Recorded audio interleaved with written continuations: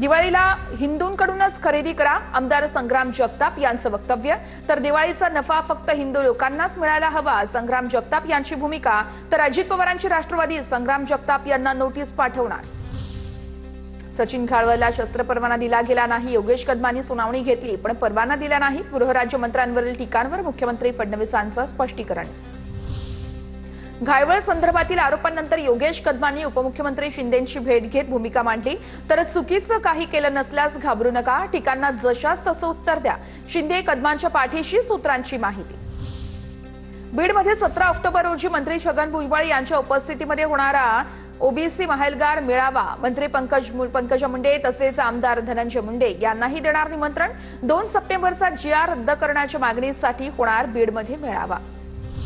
उपमुख्यमंत्री अजित पवार 2 दिवसांपासून खडकवासल्यामध्ये पाहणी दौऱ्यावर. अजित पवारांचा भल्या पहाटे वारजे भागात पाहणी दौरा. दादांकडून विकास कामांचा आढावा.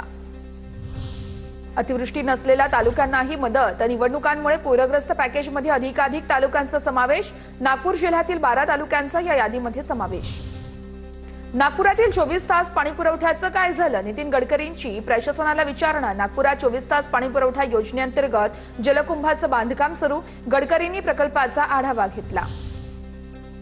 मुंबईतला मालमत्ता कर थकबाकीदारांच्या मालमत्तांचा आता लिलाव केला जाणार. थकबाकीदारांना पालिकेचा चांगलाच दणका. तर 4 मालमत्ता धारकांच्या 8,55,00,000हून अधिक मालमत्ता कर थकीत.